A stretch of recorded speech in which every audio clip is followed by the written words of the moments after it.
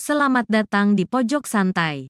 Sebelum Anda mendengarkan audiobook ini, kami menginformasikan bahwa channel ini adalah review audio dari buku yang ada di Indonesia. Untuk membaca keseluruhan buku ini, kami menyarankan membeli buku aslinya di toko buku kesayangan Anda, baik offline maupun online. Keberadaan channel ini dimaksudkan untuk membantu Anda mendapatkan pengetahuan dari buku-buku kesayangan Anda. Jangan lupa untuk subscribe, like, dan komen. Selamat datang di Pojok Santai, channel khusus yang membahas komik dan novel dengan cara asyik. 10 Jari Kematian mendapat permintaan khusus dari Dewi Siluman. Gerangan, permintaan apa yang diajukan sang Dewi? Yuk cari tahu jawabannya di video berikut ini.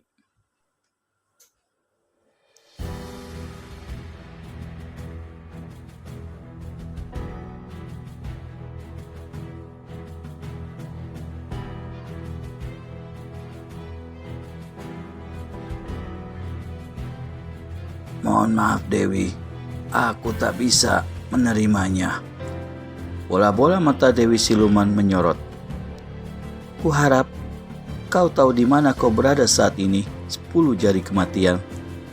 Ucapan ini benar-benar menandakan ancaman bagi 10 Jari Kematian. Dan dia mulai berpikir-pikir bahwa dalam waktu yang singkat akan terjadi perselisihan serta bentrokan antara dia dan Dewi Siluman. Melihat kenyataan tadi bahwa Dewi Siluman memiliki tenaga dalam yang luar biasa tingginya, 10 Jari Kematian maklum bahwa bertempur dengan gadis itu sukar baginya untuk menang. Apalagi dia saat itu berada pula di sarangnya sang Dewi, di mana terdapat belasan orang-orangnya Dewi Siluman yang berkepandaian tinggi, yang kehebatan mereka telah disaksikannya sendiri tadi. Kalau kau suka Dewi, aku bersedia carikan toko silat lain untukmu. Aku bisa mencari sendiri, sahut Dewi Siluman pula. Yang kuperlukan sekarang adalah kau. Menyesal Dewi, aku... Kalimat 10 Jari Kematian itu dipotong oleh ucapan keras Dewi Siluman seraya menggebrak meja. Jadi, kau berani membangkang terhadapku? 10 Jari Kematian coba tertawa. Jawabnya, sampai saat ini aku masih tetap mengingat hubungan baik kita. Sebelum aku minta diri, aku ucapkan terima kasih atas jamuanmu ini. Di samping itu, kuharap pula kau suka membebaskan kawanku, sepasang arit hitam yang telah ditawan oleh orang-orangmu. 10 Jari Kematian berdiri dari kursinya. Kau tetap keras kepala untuk menolak kemauanku. Aku sama sekali tidak menolak, tapi belum bisa. Di lain hari, mungkin baru aku bisa memenuhi keinginanmu. Berubahlah paras Dewi Siluman. Perlahan-lahan dia berdiri dari kursinya. Mukanya mengelam, senyumnya lebih tepat kalau dikatakan seringai bengis. Baik, 10 Jari Kematian, kau boleh pergi. Bahkan sepasang arit hitam boleh kau bawa serta. Tapi Dewi Siluman tak meneruskan kata-katanya. Dia memandang tepat-tepat pada toko silat tua di hadapannya itu. Lalu pecahlah suara tertawanya di ruangan putih itu. 10 Jari Kematian merasa tak enak. Kemudian cepat-cepat dia membalik dan menuju ke pintu. Sebelum pintu itu sempat dibukanya, di belakangnya didengarnya suara Dewi Siluman. Sebelum kau pergi, masih ada satu hal yang rasanya perlu kuberitahukan, 10 Jari Kematian.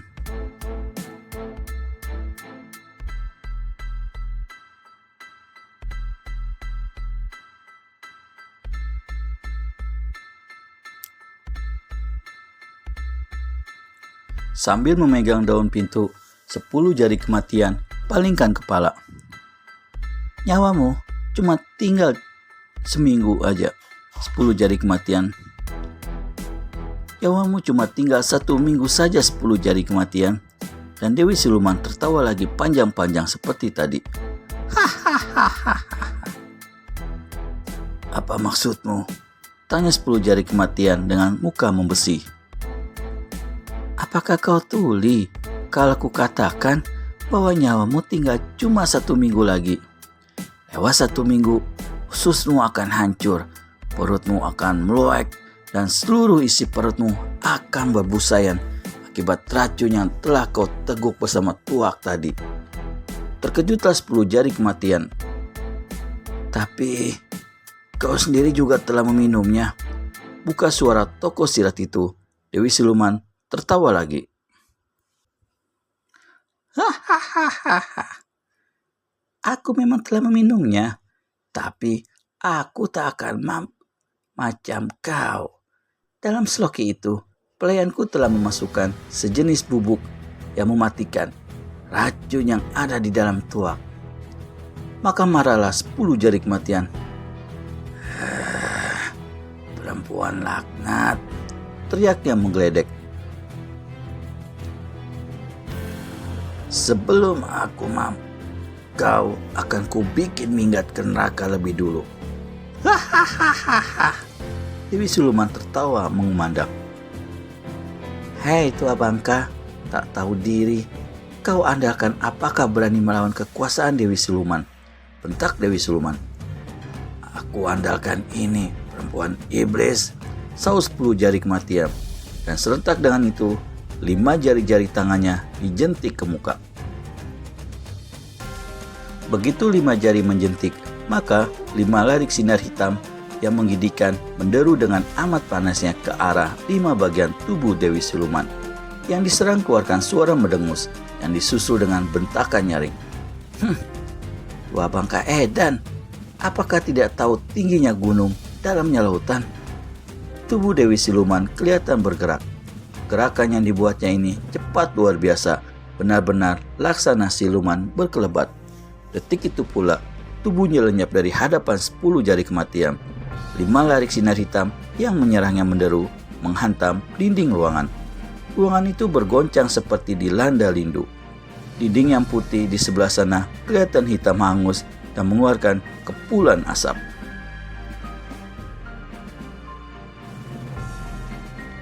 Dua orang pengiring Dewi Siluman yang ada di ruangan itu berseru nyaring dan berkelebat cepat. Dewi, teriak salah seorang dari mereka. Bang, tua hina dina ini, biar kami yang bereskan. Kalian tetap di tempat ya, perintah Dewi Siluman. Tubuhnya melesat laksana kilat dan tahu-tahu 2 jari tangan kanannya menotok ke urat besar di pangkal leher sebelah kiri 10 jari kematian. Demikian cepatnya totokan ini sehingga tokoh silat tua itu tak sempat menangkis ataupun menghindar selamatkan lehernya. Satu-satunya jalan ialah mengalirkan dengan cepat seluruh tenaga dalamnya ke bagian pangkal leher itu untuk menolak totokan. Namun karena tenaga dalam 10 jari kematian berada jauh di bawah Dewi Siluman, maka ketika totokan itu mendarat di pangkal lehernya, dengan serta-merta sekujur tubuhnya menjadi kaku tegang, tak bisa lagi digerakkan. Tapi mulut 10 jari kematian masih bisa bersuara. Maka memakilah tokoh silat kawakan ini. Gadis keparat, kas bebaskan totokan ini. Kalau tidak, kau akan menyesal seumur hidup. Dewi Siluman tertawa mengekeh. Hahaha. Hei, tikus tua, sudah tak ada daya, masih bisa besarkan mulut. Kau minta dilepaskan totokan? Baik, tapi rasakan dulu ini. Tangan kanan Dewi Siluman bergerak. Plak!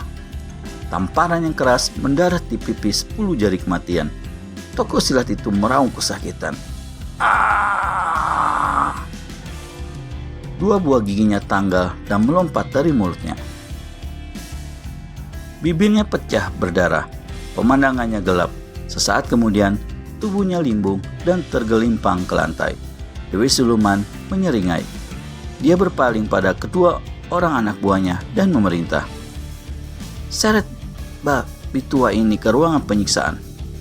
2 gadis baju biru segera bergerak untuk melaksanakan tugas sang dewi.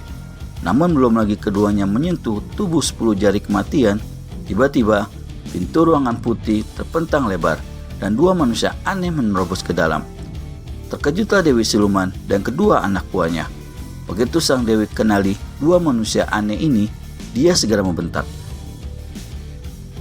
"Hei, tiga aneh gila, bagaimana kalian bisa sampai ke sini? Apakah sudah bosan hidup?"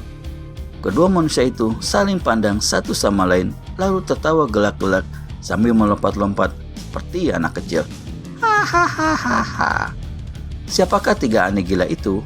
Temukan jawabannya di video selanjutnya hanya di channel Pojok Santai.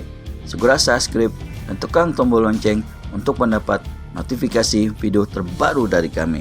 Terima kasih dan sampai bertemu kembali.